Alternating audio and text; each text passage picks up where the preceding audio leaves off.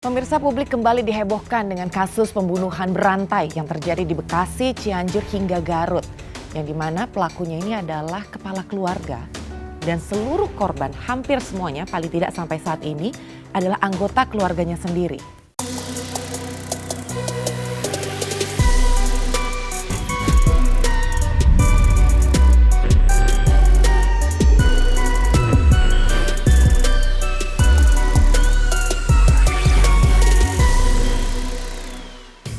Kasus serial killer bak di film layanan streaming ini juga terjadi di Bekasi, Cianjur hingga Garut.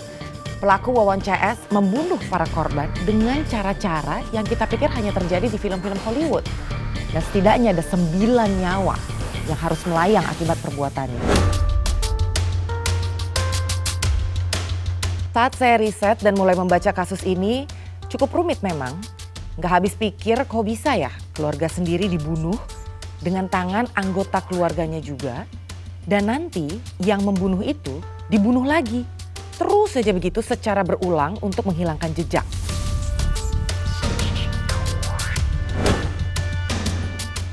Mungkin Wawon lupa bahwa tidak ada kejahatan yang sempurna, pasti akan ketahuan juga. Saya pun mulai terus mencari siapa aja yang jadi 9 korban dan mulai membuat diagramnya satu persatu. Dan ini satu persatu foto para pelaku yang dikepalai oleh Wawon. Dan sejauh ini motif yang diketahui adalah guna kesempurnaan ilmu supranatural yang dimiliki Wawon. Ketiga pelaku pemirsa ada Wawon dan ada 2 orang kaki tangannya, Duloh dan Dede. Yang akhirnya menjadi partner in crime untuk Wawon untuk secara sadis menghabisi nyawa-nyawa orang terdekatnya.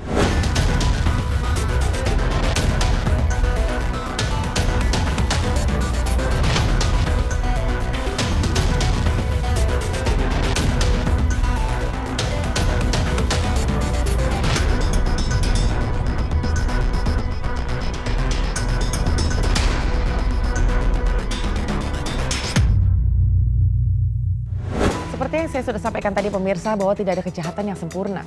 Dan pada akhirnya Wawon alias Aki berhasil diringkus di kampung halamannya di Cianjur, Jawa Barat.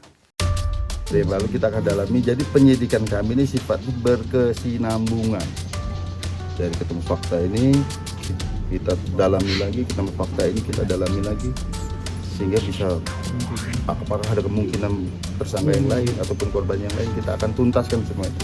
Ternyata bukan hanya harta yang hilang, tetapi bahkan ya ini memang kasus yang cukup unik karena memang dari family tree-nya ini banyak yang menjadi korban.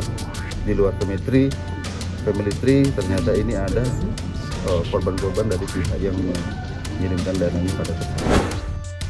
Direktorat Reserse Kriminal Umum Polda Metro Jaya pun mengungkap 3 pelaku utama dalam kasus ini. Wawon Erawan alias Aki, Solihin alias Duloh, dan Dede Solehudin.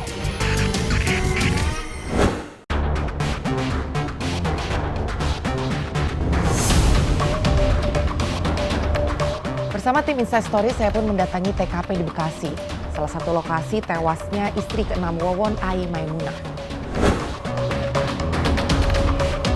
Menelusuri jalan bersama tim liputan mencari rumah kontrakan di Kecamatan Bandar Gebang, Bekasi, tempat di mana Ai Maimunah dieksekusi oleh Dede kaki tangan Wawon. Dan semuanya tewas karena diracun.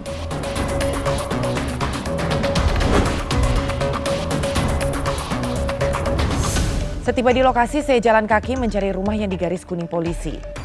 Gak terlalu susah mencari lokasi ini, karena saya mengikuti arahan yang sudah di-share log yang saya terima dari Kasat Reskrim Bekasi sebelumnya.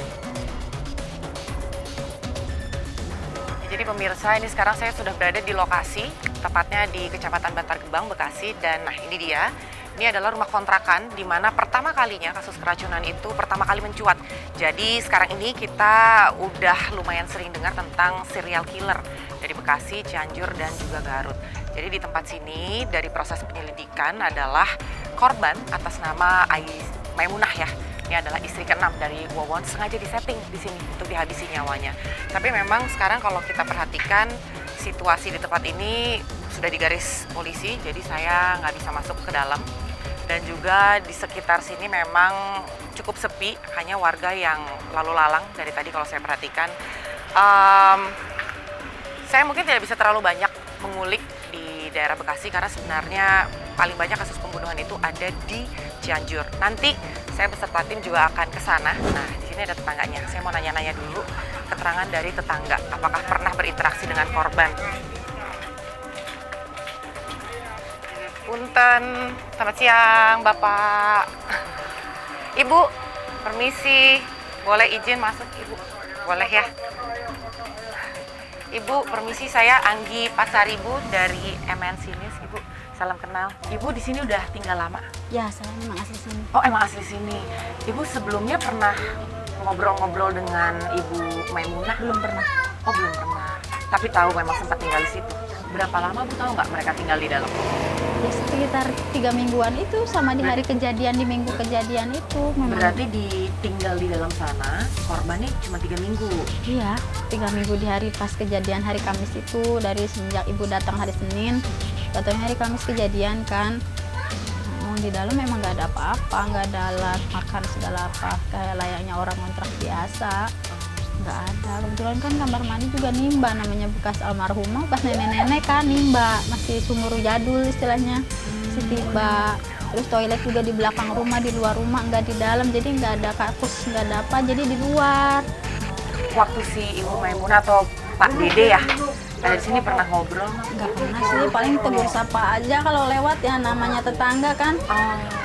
Paling nanya misalkan dari warung, Pak dari warung. Terus saya juga kan lewat ke belakang ke masjid nganterin si Dede ke ayahnya. Dari mana? Paling nanya gitu aja, nggak lebih ngobrol gimana. Itu kapan ya terakhir kali ketemu Bapak? Pas malam Kamis, Malam Kamis. besoknya kejadian. Besoknya kejadian ya. Kalau si Ibu Maimunahnya? Ibu memang kalau setahu saya kalau habis ngejemur pakaian pagi pasti di dalam main sama anak kecil itu, sama anaknya. Nggak pernah keluar. Oh, nggak pernah kesini nyapa tetangga gitu? Nggak, paling jajan ke belakang ke warung emak. Terakhir kali ketemu tuh kapan? Sama si ibu pas nyampe ke hari kejadian nggak pernah ketemu lagi, pas kayaknya hari Rabu terakhir itu. Oh, hari Rabunya ya? Pas hari Rabu saya kan kebetulan jemur kasur di belakang, kasur anak-anak. Saya bilang, ini saya jemur kasur, saya bilang. Tapi nggak ada yang jawab, paling tidur siang saya pikir. Tapi ntar kalau pas dia keluar saya ngomong lagi, saya izin jemur kasur di belakang, kasur anak-anak, nggak apa-apa, jemur aja teh. Terus waktu tahu ada yang keracunan di dalam gimana? Pas itu tahunya kan udah siang, tahu-tahu kan sini udah rame sama ambulan juga, terus orang banyak kan. Saya kebetulan memang di dalam lagi masak kan, kalau sambil masak sama anak kecil si Dede di dalam, pas keluar buka pintu tahu-tahu memang udah banyak ambulan di sini, ada 3 ambulan, terus mobil Satpol PP 1 di belakang terakhir itu. Pas udah kan namanya di belakang udah semua nggak sadarkan diri kan, di antara yang berempat itu kebetulan kan si Neng doang kan yang sehat kelihatannya, si Neng Ayu itu. 1 dibawa mobil pergi, mobil ambulans, 1 dibawa dimasukin pergi, bunyi, 1 bunyi, sampai 3 itu bunyi kan. Kebetulan yang terakhir kan dibawa sama mobil Satpol PP, yang cowok kata orang, saya sih nggak ngelihat yang dimasukin yang terakhir itu siapa-siapanya. Mau ngeliat di ruang tamu, 2 udah rapi nih, itu udah berbusa. Nah yang 1 lagi mamahnya di kamar belakang, keadaan sekarat. Nah di kamar depan, si A itu Dede lagi pingsan.